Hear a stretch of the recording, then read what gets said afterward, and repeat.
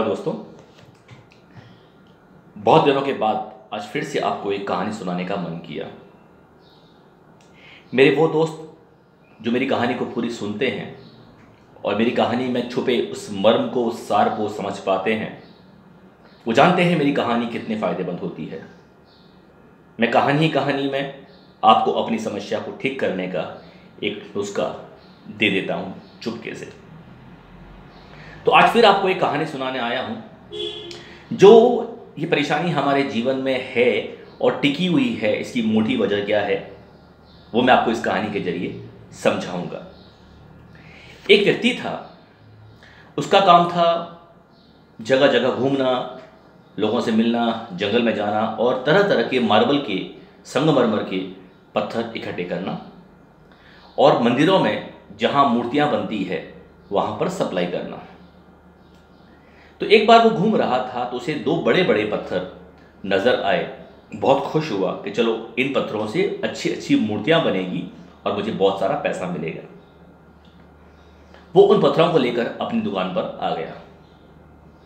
आसपास के 4-5 मंदिरों में उसने सूचना भिजवा दी कि दो पत्थर, बहुत ही अच्छे पत्थर आए हुए हैं, अगर आपको मूर्ति बनानी है तो आप वो पत्थर ले सकते हैं, नया माल आया हुआ है साहब। इत्तेफाक से पास के एक मंदिर में मूर्ति की आवश्यकता थी।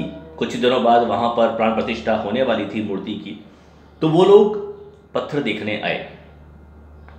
अब हुआ क्या कि उन दो पत्थरों में से एक पत्थर बहुत खुश था कि चलो मुझे मौका मिलेगा मूर्ति बनने का, भगवान की मूर्ति बनने का, इतना बड़ा सौभाग्य मुझे प्राप्त होगा तो अच्छा है।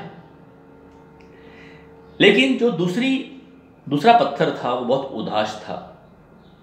उदास इसलिए कि अब दुनिया भर की चोट मुझ पर पड़ेगी, दुनिया भर की हथौड़े मुझ पर पड़ेंगे, टाँकियाँ मुझ पर पड़ेगी और मुझे एक भगवान की मूर्ति की शेप दी जाएगी। लोगों को आस्था है, लोगों को विश्वास है, लेकिन मुझे इससे क्या फ़ायदा। तो बहुत अंदर से दुखी हो रहा था। नतीजा ये हुआ कि जो पत्थर अंदर से खुश था वो बहुत खिला खिला, चमकदार हो रहा था, और जो पत्थर उदास था वो बड़ा डल सा, सुस्त सा, धुंधला धुंधला, मैला सा नज़र आ रहा था।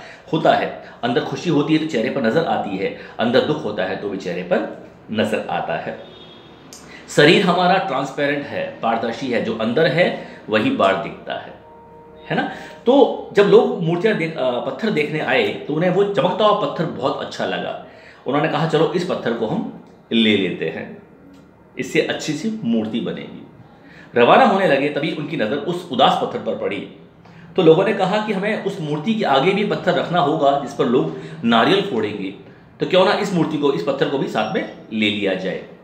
सही रेट लगाकर उन्होंने दोनों पत्थर साथ में ले लिए। अब जो पत्थर मूर्ति बनने वाले था उसने लगातार कुछ दिनों तक हथौड़ी के, टाँकी के वार सहे। बहुत दर्द हुआ, लेकिन मन में इस बात की खुशी थी कि मैं भगवान बनने वाला हूँ। थोड़े ही दिनों बाद वो पत्थर जो है बहुत शानदार मूर्ति के रूप में वहाँ पर स्थापित हुआ मंदिर के अंदर, और उसके आगे वो दूसरा पत्थर जिसने वार सहन नहीं किए, बस उसे वहाँ लाकर रख दिया गया।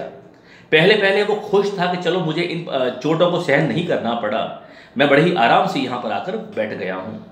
लेकिन थोड़ी ही देर बाद उसकी ये खुशी खत्म हो गई जब लोग वहाँ आने लगे, भगवान को हाथ जोड़ने लगे, अपनी मांगे मांगने लगे, अपनी मुरादें मांगने लगे, अपनी खुशियाँ जाहिर करने लगे, और जाते जाते साथ में एक बहुत बड़ा नारियल उस पत्थर पर फोड़ने लगे।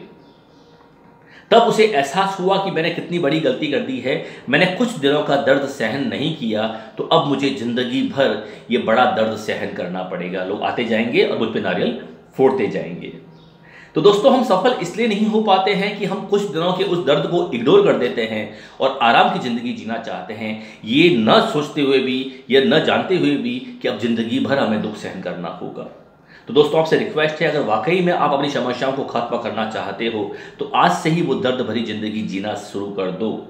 वो दर्द भरी ज़िंदगी जो आप जी रहे हो, इस दर्द के कारण, इस परेशानी के कारण, मैं उसकी बात नहीं कर रहा हूँ। वो दर्द भरी ज़िंदगी जो आप संघर्ष के दौर में, संघर्ष के क्षणों में बिताते हो, अपनी समस्या को खत्म करने के लिए आपको कुछ दिनों का आराम भूलना होगा। इतनी कड़ी मेहनत करनी होगी, हर पल, हर क्षण, हर घड़ी, हर दम इतनी मेहनत करनी होगी कि समस्या खुद शर्मा कर आपसे दूर चली जाए। क्योंकि जो दिमाग समस्या पैदा कर रहा है वो तो 24 घंटे काम कर रहा है, दिन रात काम कर रहा है, लेकिन जो दिमाग समस्या को हटाना चाहता है वो बार बार ढीला पड़ जाता है, बार बार आलसी पड़ जाता है, बार बार सुस्त पड़ जाता है, कमज़ोर पड़ जाता है। इसीलिए मैच टक्कर का नहीं है।